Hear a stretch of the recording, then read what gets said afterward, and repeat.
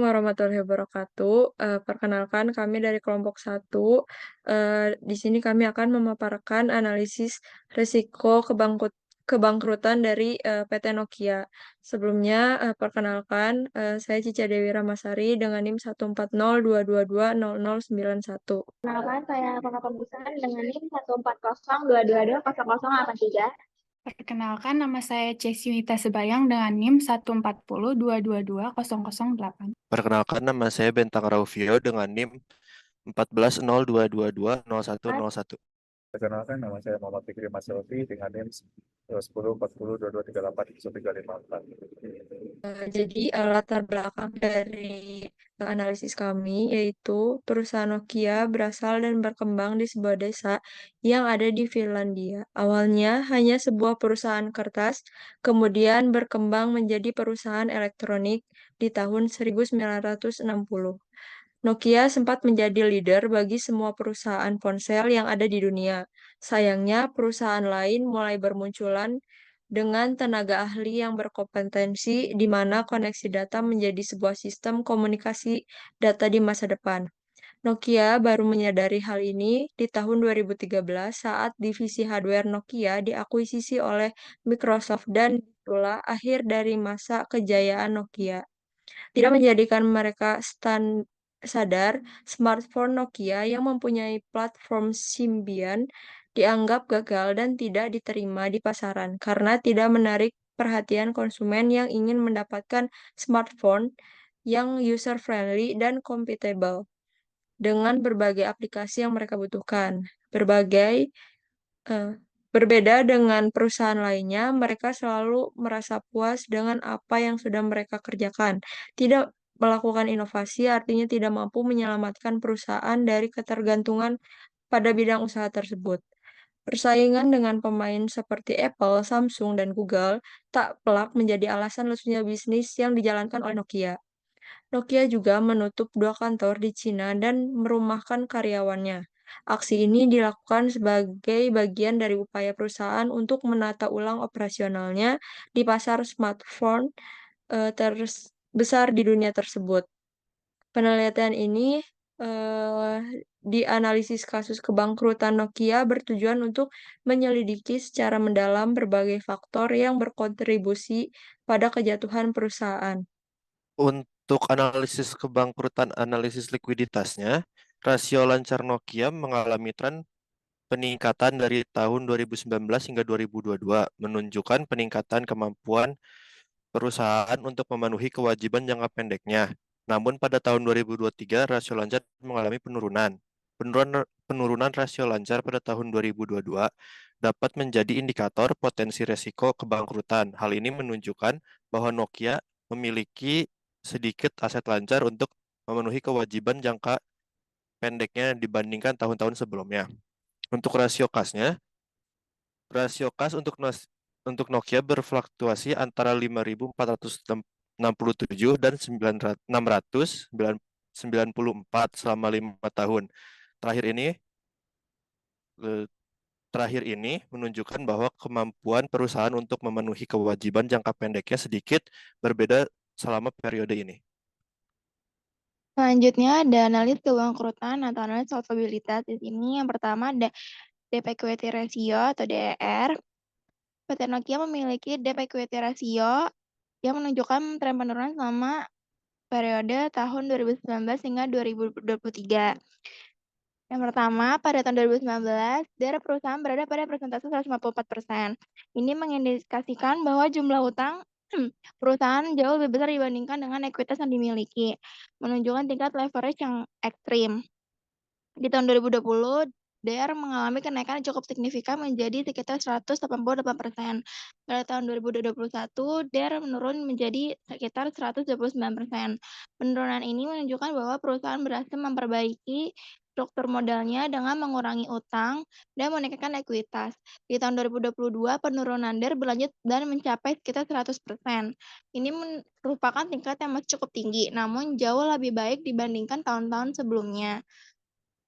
Proyeksi untuk tahun 2023 menunjukkan bahwa DER diperkirakan akan terus menurun hingga sekitar menjadi 93%. Meskipun masih tinggi, namun ini menandakan kemajuan yang baik dalam mengurangi leverage yang meningkatkan porsi ekuitas dalam struktur modal perusahaan. Secara keseluruhan, grafik ini menggambarkan tren penurunan yang konsisten dalam DER perusahaan selama periode tersebut. Meskipun berawal dari tingkat yang cukup tinggi, pada tahun 2019, perusahaan berhasil mengurangi ketergantungan pada utang dan meningkatkan porsi ekuitas secara bertahap.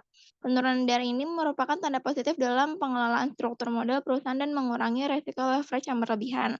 Selanjutnya ada debt asset ratio atau DAR. PT Nokia memiliki debt asset ratio DAR yang menunjukkan tren penurunan selama periode 2019 hingga 2023.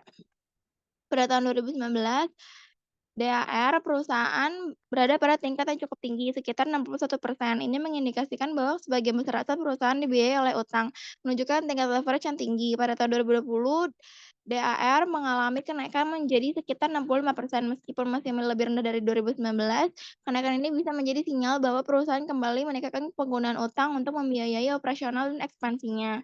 Namun, di tahun 2021, DAR mulai menurun dan mencapai sekitar 56%. Pada tahun 2022, DAR terus menurun dan mencapai sekitar 50%. Ini merupakan tanda positif di mana perusahaan berhasil mengurangi ketergantungannya pada utang dan meningkatkan porsi pendanaan dari ekuitas. Untuk tahun 2023 menunjukkan bahwa DAR mencapai tingkat sekitar 48%.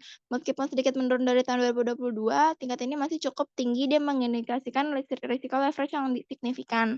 Secara keseluruhan, grafik ini menggambarkan fluktuasi dalam struktur pembayaran kewajiban perusahaan selama periode tersebut. Meskipun terjadi penurunan DAR sejak tahun 2021, tetapi presentasi DAR perusahaan menunjukkan bahwa perusahaan masih mengandalkan utang dalam jumlah besar untuk membiayai aset-asetnya. Tingkat DAR yang tinggi bisa menjadi resiko bagi perusahaan, terutama jika kondisi ekonomi atau kinerja keuangan memburuk, yang dapat membuat beban utang menjadi tidak keberlanjutan. Selanjutnya ada analisis kebangkrutan berdasarkan analisis profitabilitas. Berdasarkan gross profit margin, PT Nokia menunjukkan tren positif selama periode 2019 sampai 2023. Pada tahun 2019, perusahaan memiliki JPM yang sehat sebesar 35,71%, menunjukkan bahwa Nokia mampu mengelola biaya produksi dengan baik dan menghasilkan laba kotor yang signifikan dari penjualan. Ini menunjukkan efisiensi dalam operasi perusahaan. Pada tahun 2020, adanya peningkatan JPM menjadi 37,49%, yang menunjukkan efisiensi yang lebih baik dalam mengelola biaya produksi dan peningkatan laba kotor dari penjualan.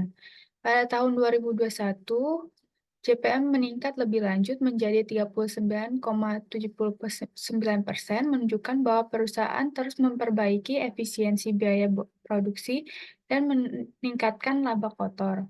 Pada tahun 2022, JPM mencapai 41,03%, yang menunjukkan pengelolaan biaya yang sangat baik dan margin kotor yang sangat sehat. Pada tahun 2023, JPM sedikit menurun menjadi 39,03%, namun tetap menunjukkan efisiensi yang baik dalam mengelola biaya produksi dan memperhatikan laba kotor yang kuat. Selanjutnya, berdasarkan net profit margin, PT Nokia memiliki net profit margin yang menunjukkan tren fluktuasi sangat signifikan selama periode 2019 sampai 2023. Pada tahun 2019, perusahaan memiliki NPM yang relatif rendah sebesar 2,35%, menunjukkan bahwa meskipun laba kotor cukup tinggi, laba bersih setelah semua biaya tetap rendah. Ini menunjukkan adanya tekanan pada profitabilitas bersih, namun risiko kebangkrutan masih relatif rendah karena perusahaan masih mencatat laba bersih positif.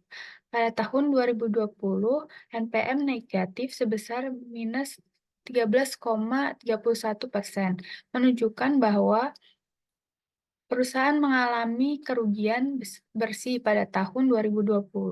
Ini adalah indikasi serius adanya risiko kebangkrutan jika tren kerugian berlanjut. Perusahaan perlu mengevaluasi dan mengurangi biaya operasional atau meningkatkan pendapatan untuk kembali ke jalur profitabilitas. Pada tahun 2021, perusahaan memiliki NPM yang tinggi sebesar 21,81%, menunjukkan pemulihan signifikan dari kerugian tahun sebelumnya. Pada tahun 2022, NPM sebesar 18,10%, menunjukkan bahwa meskipun sedikit penurunan dari tahun 2021, perusahaan tetap sangat menguntungkan dan mampu menjaga kesehatan finansial yang baik. Pada tahun 2023, NPM neraca menjadi negatif 0,31%, menunjukkan bahwa perusahaan mengalami kerugian bersih yang kecil. Meski tidak signifikan, ini menunjukkan adanya tekanan pada profitabilitas bersih. Risiko kebangkrutan meningkat jika kerugian ini tidak ditangani namun masih relatif rendah.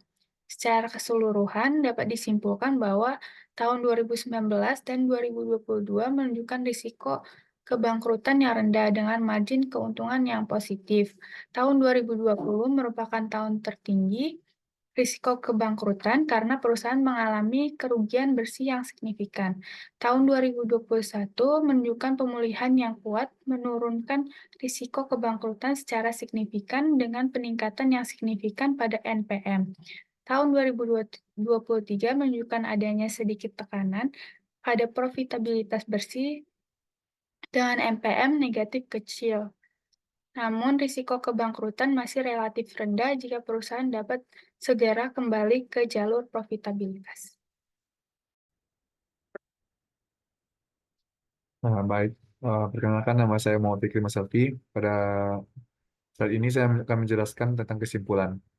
Nokia, sebuah perusahaan berasal dari Finlandia, mengalami kejatuhan signifikan setelah sempat menjadi pemimpin pasar telepon genggam di dunia. Nokia gagal mengantisipasi pergeseran pasar menuju era smartphone yang didominasi oleh sistem operasi yang lebih user-friendly dan kompatibel dengan berbagai aplikasi. Kegagalan ini sebagian besar disebabkan oleh ketergantungan Nokia pada platform Symbian yang tidak diterima baik oleh konsumen. Selain itu, perusahaan juga terlalu puas dengan produk-produk yang telah mereka buat dan tidak melakukan inovasi yang cukup untuk bersaing dengan pemain-pemain baru seperti Apple, Samsung, dan Google. Secara finansial, analisis menunjukkan bahwa Nokia mengalami masalah dengan rasio utang terhadap ekuitas yang sangat tinggi, menunjukkan leverage yang ekstrim, namun terdapat tren penurunan yang konsisten dalam debt equity ratio selama periode yang diteliti, menunjukkan upaya perusahaan untuk memperbaiki struktur modal dan mengurangi risiko leverage yang berlebihan. Penting bagi Nokia untuk inovasi dan adaptasi terhadap perubahan teknologi dan preferensi konsumen dalam industri yang cepat berubah seperti industri telekomunikasi. Perusahaan harus selalu siap untuk mengikuti tren pasar dan tidak boleh terlalu puas dengan keberhasilan masa lalu. Baik, sekian, terima kasih.